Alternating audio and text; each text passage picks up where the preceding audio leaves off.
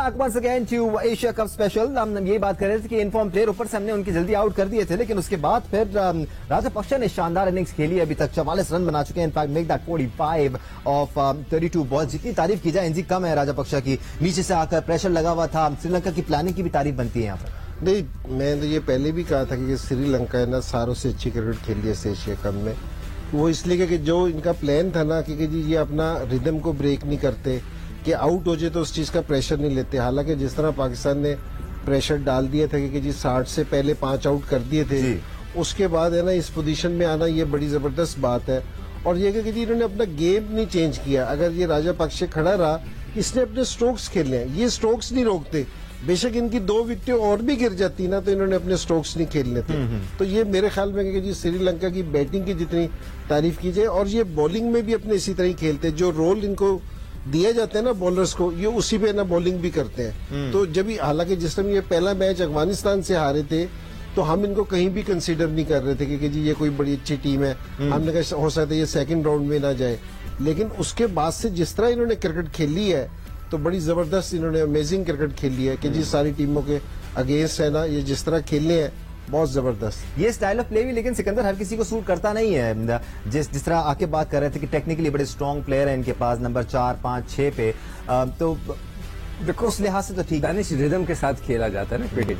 इनका रिदम बना हुआ है इस पूरे टूर्नामेंट में। अमेजिंग। पहले वाकई हम तो पहले यही बात कर रहे थे शायद श्रीलंका सेकंड राउंड में आएगा ही नहीं, मगर कि वो इतने अच्छे रिदम से खेल रहे हैं, इतने अच्छे रिदम से खेल रहे हैं कि इतना मतलब 558 और वहां से उन्होंने देखो कितना जबरदस्त रिकवरी की, शानदार, और बहुत ही जबरदस्त अच्छे अच्छे शॉट्स मारे हैं। ये नहीं कि स्लॉगिंग हो रही है, बहुत खूबसूरत शॉट्स मारे हैं। अभी जो एक छक्का उसने उसको मारा है नसीम शाह को extra cover sorry long off पे, बहुत ही खूबसूरत। और दूसरी पौड़ियों पे भेजा जहाँ पे भट्टी साहब बैठे ना उस तरफ मारा है उसने। नहीं, भट्टी साहब तीसरे फ्लोर पे हैं। अच्छा, ये सेकंड पे गया। हम श्रीलंकन फैंस की बड़ी तादाद देख रहे हैं इस वक्त दुबई क्रिकेट स्टेडियम में, जो यकीनी तौर पर बहुत खुश होंगे अपनी टीम की परफॉर्मेंस से। अतीक रहमान श्रीलंकन काउंसिल कराची में मौजूद हैं। कुछ फैंस से उन्होंने बात की है, क्या राय है उनकी, आइए दिखाते हैं आप। फाइनल जो भी टीम जीते, मेरी नजर में जो भी टीम जीते ये हमारे लिए फख्र की बात होनी चाहिए। I think we'll win Sri Lanka. For me, it's very difficult because I'm half Sri Lankan and half Pakistani, so I can't support any team, frankly. But we are praying for Sri Lanka. I like win to Sri Lanka.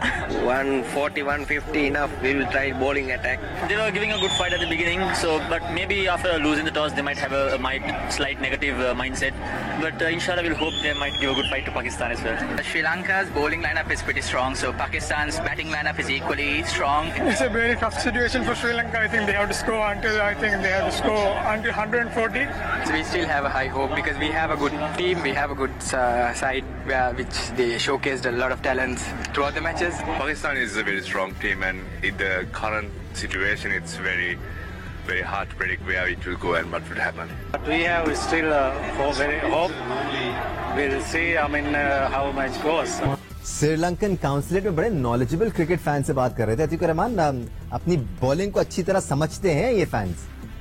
देखिए, ये आप इस match की अगर अभी भी position देखें जी, तो 5 आउट हो जाना और वहां से अभी भी वो टारगेट उनका 160 प्लस होने जा रहा है। इसी तरह अगर ये दोनों 2 ओवर खेल गए तो इसका मतलब ये है कि अगर आप अच्छी क्रिकेट खेले, सामने खेले, टेक्निकल शॉटिंग खेले, तो आपको 160-70 पाकिस्तान कर भी सकता है। इसके लिए कुछ ज्यादा प्रॉब्लम होनी नहीं चाहिए। बट ये है कि जिस तरह से उन्होंने रिकवरी की है, पाकिस्तान के पास ऐसे नीचे प्लेयर्स नहीं है कि वो अंडर प्रेशर आके बिल्ड करें और फिर टेक्निकल शॉटिंग खेलें। और एक उड़ता हुआ शॉट मारा है इस वक्त राजापक्षा ने, आउट होने का खतरा है यकीनी तौर पर। लॉन्ग ऑन पे शादाब खान मौजूद है और उन्होंने कैच ड्रॉप कर दिया है। Shadab Khan one of the best fielders Pakistan का, इसमें कोई शक नहीं है। अब दुनिया के बेहतरीन फील्डर्स में से एक माने जाते हैं शादाब खान। बॉल तारा बन गया था, बहुत ऊंचा चला गया था, लेकिन शादाब खान को तो ये कैच पकड़ना चाहिए। ये कैच जो है ना काफी महंगा भी यहाँ और बहुत ये होता है दानिश प्रेशर, दरअसल इसको कहते हैं सही मानों में प्रेशर। बड़े टूर्नामेंट में मुश्किल कैच लिए, लेकिन आप अपनी बैटिंग लाइनअप को जितना भी वर्नरेबल कह लें, आप कह लें कि जी आपकी बैटिंग लाइनअप में जो है वो इफ्तिखार मौजूद हैं, खुशदिल शाह मौजूद हैं, आसिफ अली मौजूद हैं, जिन्होंने इस टूर्नामेंट में 100 रन नहीं किए हैं। लेकिन आपको ये जानना चाहिए, आपको ये मानना चाहिए कि कुछ दुआएं हैं इस टीम के साथ, कुछ अलग है इस टीम के साथ। बिल्कुल, कभी नवाज कर देते हैं, कभी शादाब कर देते हैं, कभी नसीम शाह कर देते हैं। तो आपको इस चीज से उम्मीद रखनी चाहिए, क्योंकि क्रिकेट की तरह क्रिकेट का खेल रंग बदलता है। ठीक है, श्रीलंका की टीम की बैटिंग है, अब हमारी बैटिंग जो है इस मैच का फैसला करेगी। बाबर आज बहुत इंपॉर्टेंट होगा कि बाबर बहुत इंपॉर्टेंट रन्स करें, खड़े रहें, कुछ ओवर्स खेलें, और अगर वो 10 ओवर तक खेलते हैं और रन्स करते हैं तो फिर पाकिस्तान के लिए पोजीशन बेहतर होगी। अदरवाइज बाबर अगर आज खुदा ना करे, अल्लाह ना करे, अगर फेल होते हैं या कुछ उनके साथ होता है तो बड़ा पाकिस्तान के लिए सेटबैक होगा। इस किस्म की कैचेस में इनकी पोजीशन आपकी बड़ी इंपॉर्टेंट होती है। अगर बॉल सर के ऊपर से निकल जाता है मुश्किल हो जाता है, अपने आप को सही पोजीशन करना जरूरी है। थोड़ा सा जरा पीछे नहीं जा सके उस तरह नहीं तो हो गया। लेकिन ये शिकू भाई ने बात बिल्कुल सही कही है कि अभी तक विकेट में है ना, मुझे थोड़ा सा अभी भी सीन दिख रहा है कि जैसे ये लास्ट बॉलर्स बॉलिंग कर रहे हैं ना, तो अभी भी विकेट में थोड़ा सा है। और अगर यही अगर सेकंड इनिंग्स तक रहा तो हमारे मेन बैट्समैन है ना रिजवान और बाबर को है ना विकेट पे स्टे करना पड़ेगा। तो उसको स्टे जब तक नहीं करेंगे 8-10 ओवरों में नए बॉल पे अगर दूसरे बैट्समैन आगे तो मेरे ख्याल में पाकिस्तान को मुश्किल हो जाएगी इस चीज। क्या शानदार इनिंग्स यहाँ पर अंडर प्रेशर राजपक्षा ने खेली है। 35 गेंदों पर 50 रन बनाए हैं, 5 चौके 1 छक्का लगाया है और 142 के स्ट्राइक से बनुका राजपक्षा ने शानदार इनिंग्स खेली है। आके बैटिंग के लिए पिच वैसे कैसी है, इतनी बुरी नहीं लग रही है? शुरू में थोड़ा सा फंसता हुआ नजर आ रहा था, सीम हो रहा है मूवमेंट, बट बल्ले पे आ रहा है बॉल। देखिए अच्छी लाइन और लेंथ के ऊपर रखो तो इतना आसान नहीं, थोड़ा सा बॉल सीम हो रहा है। पर टेक्निकली अब बैटिंग करो तो ऐसी कोई प्रॉब्लम नहीं है, लेकिन इसके ऊपर you have to bring something different. अभी अगर आप देखें तो हारिस ने अभी ये चौथा भी आउट कर दिया था ऑलमोस्ट, और वो इसलिए किया कि वो मिक्स कर रहे हैं, ये भी कटर उन्होंने मारा है। तो you have to find out कि आपका विकेट टेकिंग बॉल कौन सा है। अगर हारिस का देखें तो ये आजकल जैसे इन्होंने कप्तान को, इंडियन कैप्टन को भी आउट किया था आते ही वो कटर मार के जी। तो ये जरूरी है कि आपको पता हो कि आपका विकेट टेकिंग बॉल कौन सा है।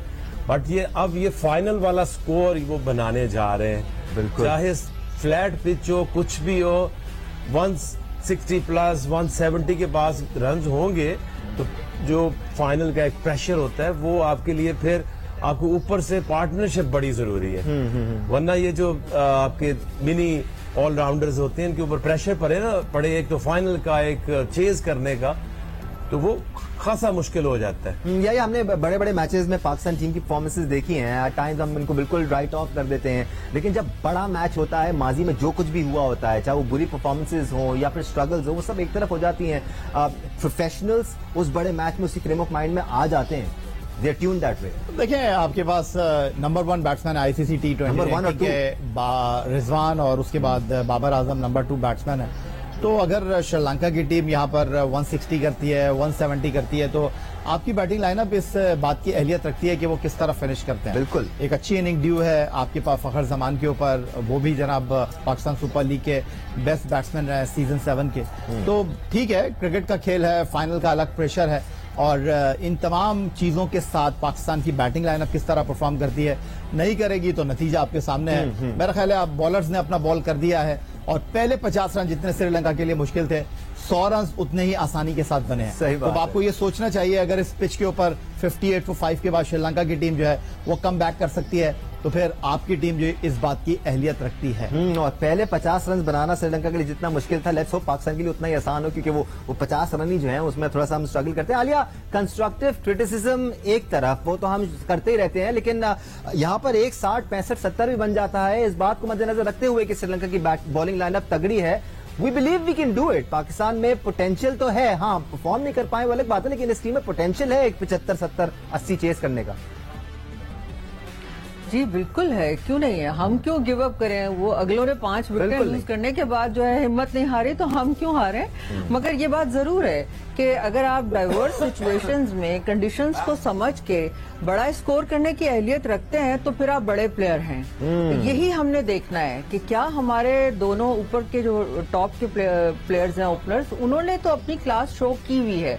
आज एक और चैलेंज है उनके सामने कि अगर वो खड़े रहेंगे, बड़ा कम से कम आधा सफर तय करेंगे, तो फिर उनके बाद नीचे हमारे पास बिल्कुल ऐसे प्लेयर्स हैं जो बहुत अच्छा फिनिश कर सकते हैं, खड़े भी हो सकते हैं। पार्टनरशिप्स की अहमियत को हमें बिल्कुल इग्नोर नहीं करना, क्योंकि हर वक्त मुसलसल आपको हवा पे खेलने की जरूरत नहीं है। जैसे जबरदस्त चौके हमने देखे हैं, जिस तरह से श्रीलंका की टीम खेली है, राजापक्सा बहुत ही जबरदस्त खेले हैं, क्या अच्छे प्लेयर हैं।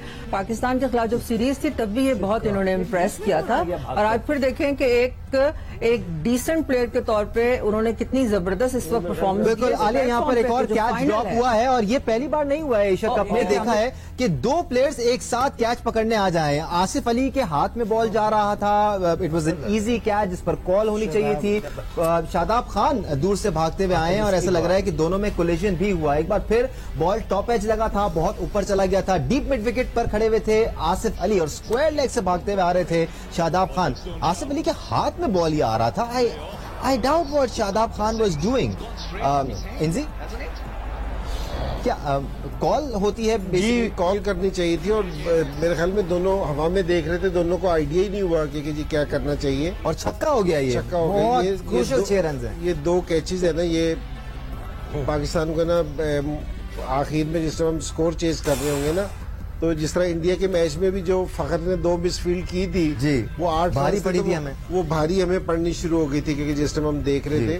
तो ये भी जो है, ये भी हमें ना मुश्किल लगेंगे, क्योंकि आगे ये बिल्कुल सेट बैट्समैन है, तो ये आगे भी स्कोर कर सकते हैं। तो ये क्रूशल है, क्योंकि जी 170 आप चेज कर रहे हैं, 175 या 160, इसमें बड़ा फर्क है, क्योंकि जी प्रेशर बहुत ज्यादा आता है। तो मेरे ख्याल में ये थोड़ा सा जरा ख्याल करना चाहिए। सिकंदर, वजह टूर्नामेंट में ये कई बार हुआ है कि एक कैच के लिए आपके 3 फील्डर गए हैं, उस वक्त कैच हो जाता है। साल में हम नहीं देखते ये चीजें। वो जो सिकंदर बख्श साहब पूछते हैं ना कि क्या कर रहे हैं अब्दुल मजीद साहब, तो बात दरअसल ये कि कॉल होनी चाहिए, और क्रिकेट के खेल में इस तरह की किसी एक फर्द को तो यहाँ ब्लेम नहीं कर सकते। इंटरनेशनल स्टार्स खेल रहे हैं भाई, नेशनल टीम के लिए बहुत बार ऐसा फील्डिंग कोच को आप क्या कहेंगे? छोड़ दो, लड़कों को पता होता है, मगर मेरे ख्याल से इंटरनेशनल प्लेयर को हम बताएंगे कि भाई कॉल करनी है आपने।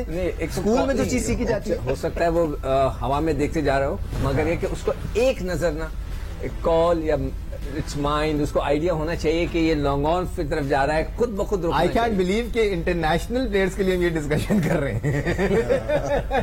नहीं, इसको खुद ही अंदाजा होना चाहिए ना। ऐसी चीज जैसे शादाब जैसा फील्डर है जी, आप ना एक सिचुएशन से निकलते जहां आप बहुत कंफर्टेबल है जी, फिर आप एक ऐसी सिचुएशन में आ रहे हैं कि आप कुछ मार पड़नी शुरू होती है, नर्व्स है बेसिकली, तो वो फिर नर्व्स और प्रेशर आना शुरू हो जाता है।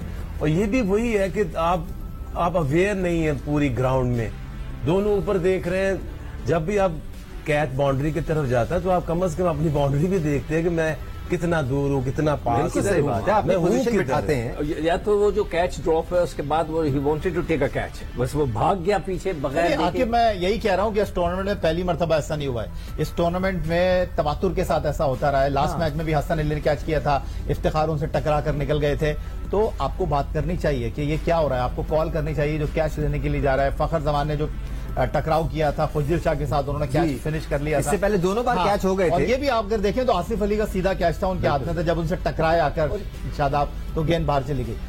वही आलिया, आप देखिए कैच ठीक है, वैल्यूबल था, राजापक्षे का कैच था, वो शायद आखिरी ओवर में 1-2 चौका और लगा दें, लेकिन वो जो छक्का हमने खाया है वो बैड है। वो दूर से भागते हुए हैं और बाकायदा हवा में थे जब टकराए हैं आसिफ अली से। सर्वर पे चोट तो नहीं आ गई? शोल्डर में लगी है। हाँ, बिल्कुल, ही स्ट्रगलिंग। बिल्कुल, अनफॉर्चुनेटली ऐसा हुआ है। जाहिर है कि वो दोनों प्लेयर्स को जानबूझ के तो नहीं किया होगा उन्होंने, यकीनी तौर पे।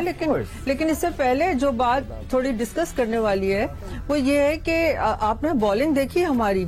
अब आप एकदम से जब राइट एरियाज में बॉल नहीं फेंकेंगे, इतने लूज शॉट्स, लूज बॉलिंग करवाएंगे, कहीं हाफ वॉलीज दे रहे हैं। वो नसीम शाह को जो छक्का पड़ा, वो पैड पे अगर आप स्लो बॉल दे रहे हैं तो आसानी से आप स्कोर हो जाएगा। तो कहने का मकसद है कि ये बहुत देर तक कंसिस्टेंटली परफॉर्म करना और अपने नर्व्स को मेंटेन करना कि अभी जब तक मैच खत्म नहीं होता, मेरी जॉब डन नहीं हो जाती, तो इजी नहीं ले सकते। ठीक है, नए बॉल के साथ तो आपको हमेशा आपको एज होती है, आपको विकेटें मिलती हैं, उसके बाद फिर आपकी स्किल का, आपकी नर्व्स का ये टेस्ट शुरू हो जाता है, जो कि अब इस वक्त चल रहा है पाकिस्तानी टीम के ऊपर। लेकिन इसके बाद पाकिस्तानी बैटर्स के ऊपर बात आ जाएगी कि वो इस प्रेशर को कैसे लेंगे, किस तरह से वो इसको डिजाइन करके आएंगे। एक बात बीच में आ रही थी जिस पे मैं कहना चाह रही थी कि हमारी मैनेजमेंट भी तो बाहर बैठी है ना। हम मैं खासतौर पे इंजी सीनियर है, उनसे ये कहना चाह रही थी कि हमारे कप्तान के ऊपर तो हम बात कर रहे हैं ना कि जैसे बॉलिंग चेंजेस की या फील्डिंग चेंजेस की, वॉट एवर, लेकिन हमारी मैनेजमेंट भी तो बाहर बैठी है। क्या वो कोई सिग्नल नहीं दे सकते या वो कोई मैसेज नहीं दे सकते? हमने दूसरे कोचेस को देखा है, वो मुसलसल जो है वो निगाहें रखी होती हैं या मुसलसल वो कोई ना कोई साइन दे रहे होते हैं। तो थोड़ा सा होना चाहिए ना ऐसा जी? नहीं, बिल्कुल होना चाहिए, क्योंकि जहाँ और ये आप प्लान का हिस्सा भी करते हैं कि जी अक्सर कप्तान ये कह के भी जाते हैं, या मैं भी जिस टाइम कप्तान था मैं भी कह के जाता था कि अगर मेरे से फील्ड पे कोई ऐसा हो रहा हो या चेंजिंग या बाहर से आप कोई चीज देख रहे हो तो मुझे जरूर मैसेज भिजवाएं इस चीज का। और इसमें ये कोई बुरा मनाने वाली बात भी नहीं है, ये बल्कि हेल्प होती है इससे आपके अंदर, क्योंकि आप है ना काफी सारी चीजें अंदर सोच रहे होते हो तो कुछ चीजें आपसे मिस हो जाती है बास टाइम, कुछ चीज ऐसी, तो उससे ना फिर ये कि बाहर से मैसेज आ जाते हैं तो आप आ जाते हो। मेरे ख्याल में शोर के जी आकिब भी जिस तरह लाहौर कलंदर की करता होगा तो बाहर से मैसेज चला जाता है ऐसा कि कोई बात ही नहीं सुनता है। क्या कह रहे हैं? अच्छा, मैंने कहा आकिब की तो कोई बात ही नहीं सुनता। देखिए मैं तो हमेशा से सपोर्टिव हूँ कि जो कप्तान है ना उसको आप कोई मैसेज भेज सकते हैं, बट ये जरूरी नहीं है कि जो आपको बाहर से चीजें टाइम उतनी क्लियर नहीं नजर आती जितनी के अंदर वो चीजें हो रही होती हैं। आज जाहिर है उसने थोड़ा सा 4 ओवर नहीं कराने चाहिए थे। आप अपने पार्ट टाइम बॉलर्स लाते हैं बीच में एक ब्रेक थ्रू के लिए, जी ब्रेक थ्रू मिलते ही आप अपना बॉलर लाते हैं 3 ओवर नहीं कराना ताकि विकेट पे विकेट गिरे तो अगली टीम की कमर फिर टूटती है। बाकी ऐसी फील्ड में तो देखिए एट टाइम्स आपको 10 मैच गुजर जाएंगे, कोई ऐसा कैच नहीं आएगा जहां 2 लोग आपस में टक्कर मारे। आई थिंक कि वो बॉल को देख रहे थे ऊपर और आइडिया नहीं हुआ कि वो ठीक है। दूसरे 19.2 ओवर हो गए हैं, 158 उन्होंने बना लिए हैं, 165-70 भी हो जाते हैं यहाँ पर। फाइनल को देखा जाए तो इतना बड़ा स्कोर नहीं है ये। हम शायद पिछले मैच की वजह से थोड़ा सा ज्यादा खौफ खाए हुए हैं, मगर एक 181 भी हमने चेस किया अगेंस्ट इंडिया, बिल्कुल। तो मगर जैसे मेरा बिलीव ये है कि रिजवान तो खेल ही रहा है अच्छा, अगर आज बाबर भी खेल जाए तो बहुत ही अच्छा हो जाएगा from the top. It's very important for him कि वो स्कोर करे। और ये इंजी भाई आ जा रहे हैं 4 नंबर पे फिर दो सिचुएशन देखते क्या है, ऊपर वाले दो क्या करते हैं। मैं करना क्या था, एक तो जो हमारी तवक्को थी ना, हम 160-70 श्रीलंका को करता हुआ देखना चाह रहे थे जी, लेकिन जिस टाइम पाकिस्तान ने 58 रन पे 5 आउट कर दिए थे ना, उसके बाद हम तवक्को नहीं कर रहे थे कि ये 160 सोच रहे थे सर, ठीक है जी। तो एक जो भी टीम 50 पे 5 आउट होने के बाद जिस टाइम 160-70 करती है ना, मोमेंटम उसकी तरफ उसका मोमेंटम उसकी तरफ आ जाता है। एक तो ये वाली चीज है कि जी ये बड़ी जरूरी चीज है। और दूसरी चीज ये है कि श्रीलंका की जो बॉलिंग है ना, वो भी 160-170 रन मांग रही होगी। अगर इनकी प्लान भी होगा ना, वो इतना ही रन होगा। अब ये नहीं है कोई चीज, वो अपने प्लान के ऊपर है। अब पाकिस्तान को जहां से अच्छी क्रिकेट खेलनी पड़ेगी, इनको रिस्पॉन्सिबिलिटी लेनी पड़ेगी बैट्समैनों को अपने ऊपर। वो जो उनका टारगेट है ना, वो अपने टारगेट पे है। राजापक्षा का वो जो ड्रॉप कैच था वो अभी तक भारी पड़ रहा है, बिकॉज ये वही राजापक्षे हैं जिनका भी थोड़ी देर पहले कैच ड्रॉप हुआ था और उन्होंने अभी एक चीकी छक्का लगाया है। अब 61 रन बना चुके हैं, आके महंगा पड़ रहा है वो ड्रॉप कैच हमें।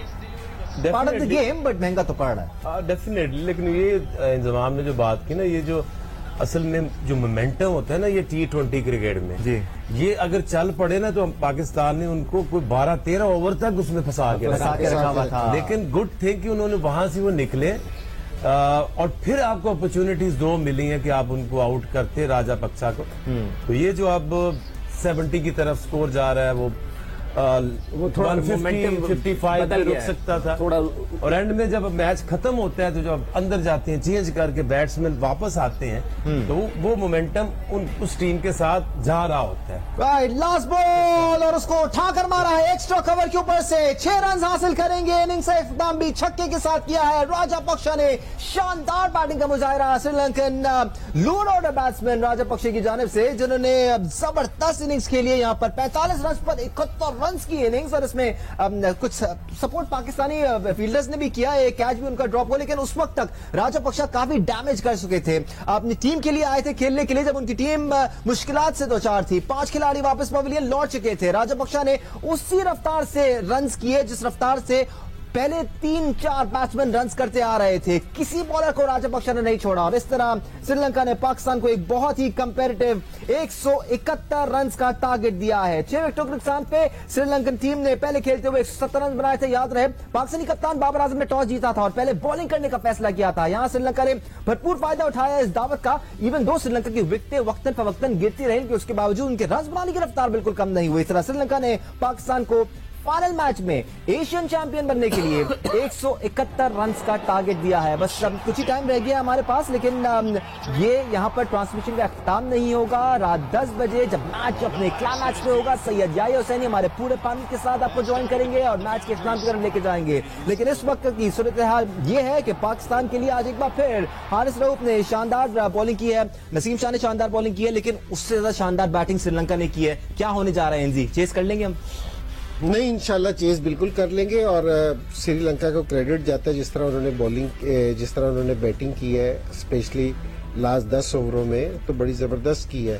और मैं ये कहूँगा कि जी बॉलर्स हमारों ने बड़ी अच्छी बॉलिंग की, लेकिन पहले 10 ओवर तक जो उसका एडवांटेज था वो हमने पूरा खो दिया। अब मैं ये कहूँगा कि जी बॉलर्स ने बॉलिंग ठीक की है।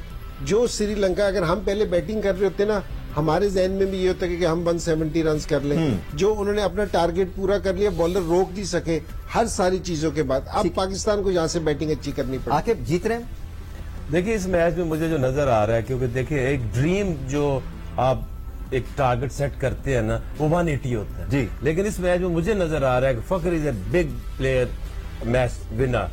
अगर फखर जमान की तरह खेले तो वो मैच विनर है। फखर या मैन ऑफ द मैच होगा या आई डोंट नो क्या होगा, या उसके अलावा और कुछ हो नहीं सकता क्योंकि उन्होंने खेला है। ठीक है, खत्म हो गया। बाकी बातें आपको 10 बजे करेंगे। सही जाए सनी आले रशीद, आप सबका बहुत शुक्रिया। आपका शुक्रिया देखने के लिए। दुआएं तेज कर दें क्योंकि पाकिस्तान ने 171 रन बनाने एशियन चैंपियन जीतने के लिए बनाएंगे हम इंशाल्लाह। एक ब्रेक के बाद हेडलाइंस जियो न्यूज देखते रहेंगे।